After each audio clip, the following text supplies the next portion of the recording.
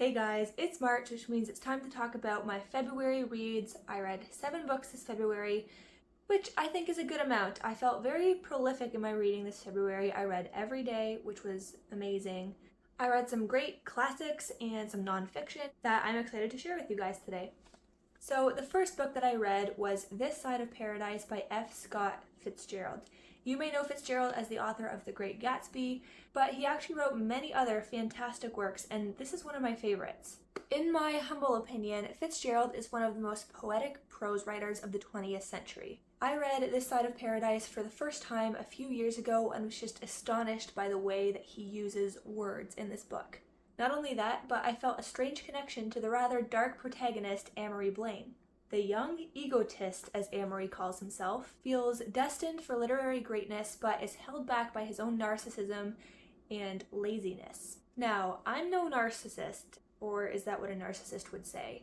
I don't think I'm a narcissist. I really hope I'm not a narcissist. But I thoroughly enjoyed experiencing Amory's wild, lethargic Princeton days as a young undergrad student, and his peculiar romances, and just seeing his way of looking at the world. He has a very interesting, unique perspective, very different from my own, and yet at the same time I felt that there was something there that I could relate to. In a strange way, a few years ago, I fell in love with Amory Blaine. However, reading This Side of Paradise again with my husband this month, we read it aloud together. I was so excited to dive back into it, and I was hoping that he would like it too. Let's just say my reread of this book put it in a whole new light. My husband and I had a very hard time liking Amory and relating to him at all. And the narrative trajectory of this novel was harder to follow than I remembered. Fitzgerald moves from prose to poem. There's a ton of poetic interjections, verses of poetry that you need to kind of read within the novel. And then there's also a few chapters that are written as a play where it's like Rosalind, blah, blah, blah, blah, blah. Amory, blah, blah, blah, blah.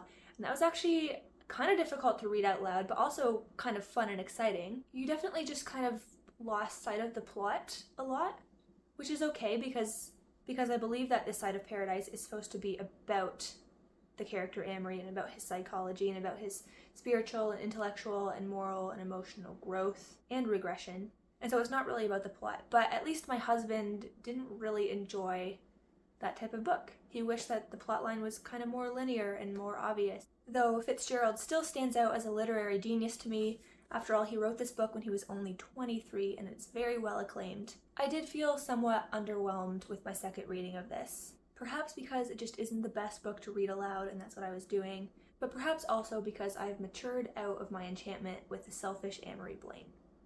The second book that I read in February was Crime and Punishment by Fyodor Dostoevsky, and I just made a full video of my analysis and my thoughts on this book, so check that out if you haven't watched it yet. But I will say a little bit about it here as well. This great work was my second classic reread of February, and Crime and Punishment really stands out as a great critique of nihilistic, utilitarian worldviews, and as a fascinating exploration of the criminal psyche. I've come to the conclusion that Crime and Punishment is the perfect introductory book to Fyodor Dostoevsky.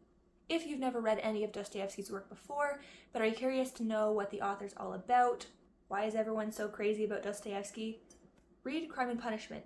All the fundamental characteristics of a Dostoevsky novel, the isolated genius, dark psychology, stark social realism, the contrast and connection between faith and reason, explorations of the self, inklings of true religion, and so forth are all present in Crime and Punishment. And it's a relatively short book, not the shortest, but it's pretty short compared to the brothers Karamazov or Leo Tolstoy's Anna Karenina or War and Peace. Compared to many Russian masterpieces, this is a very readable read, and I think it highlights all the most important things about Dostoevsky, so highly recommend this book if you're hoping to get into Russian literature and Dostoevsky specifically. The third book I read in February was The Last Battle by C.S. and thus concluded my sweet, delightful journey through the Chronicles of Narnia series. The Last Battle was perhaps the strangest book of the series, but I did think it was a very adequate conclusion to the Chronicles of Narnia. It was definitely a fitting end, and I've been thinking a lot about eschatology recently, and I've been finding it difficult to have faith in the resurrection and the new heavens and the new earth, and good things to come when this world is so difficult and life seems so hard and perplexing. and these events seem so far off and so unbelievingly beautiful, almost too lovely to be true. So my reading of The Last Battle was timely, and in some small ways it restored my doubts and made me have hope again about Jesus' second coming.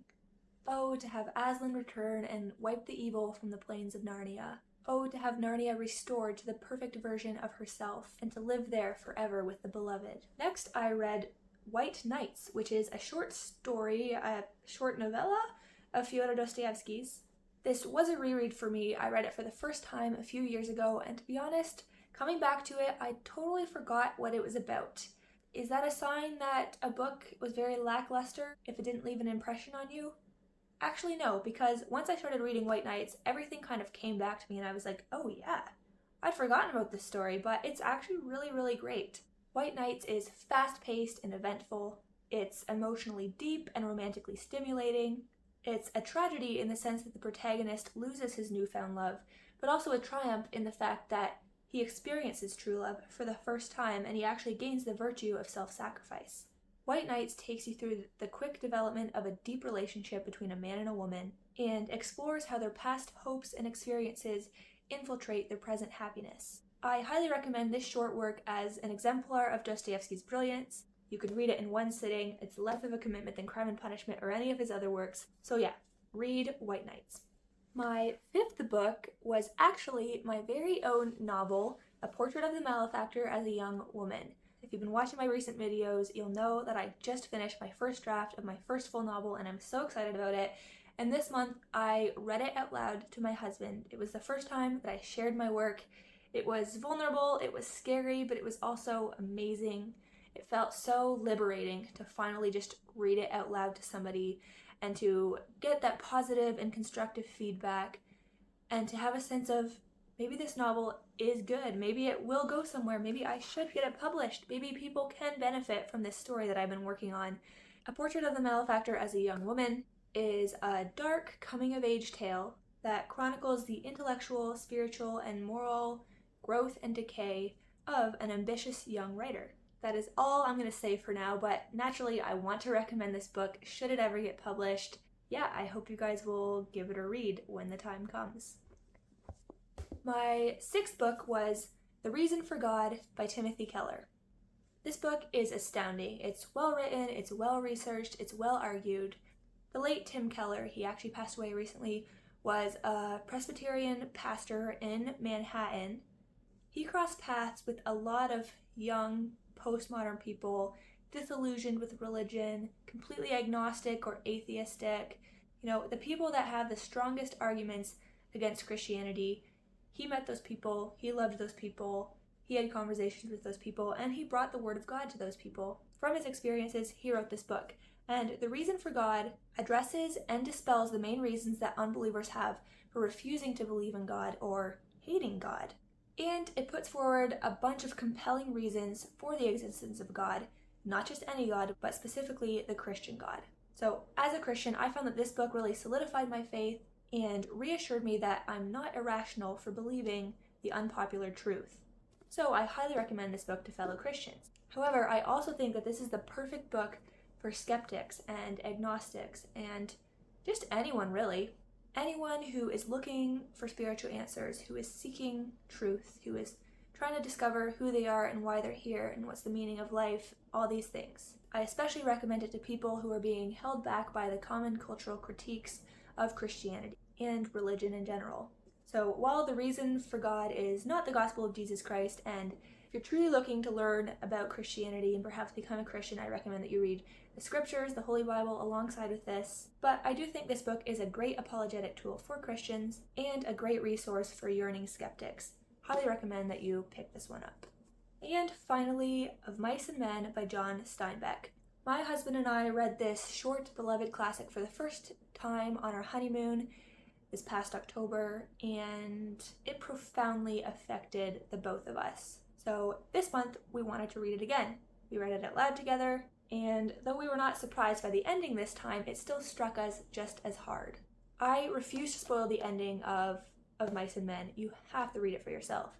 But I will say, as a means to persuade you to read this book, that Of Mice and Men is a concise, fast-paced little story with monumentally lovable and hateable characters that will change the way you think about friendship, power dynamics, life's simplest dreams, and the ethics of homicide. This is truly a book that I will recommend to everybody I cross paths with for the rest of my life. It is astounding. I cannot recommend it enough. John Steinbeck is a literary genius. I love all of his works that I've read, which I haven't read all of his works, but I have read a number of them, and all of them are fantastic.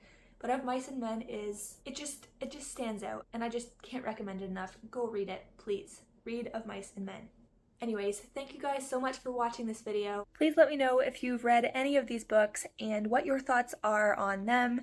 I love to hear back from you guys and have dialogue with you guys about the books that I read. I love to take recommendations if you've got any great suggestions for my March reading. So please comment down below, and I look forward to hearing from you guys. Thank you so much for watching, and I will see you again in my next video.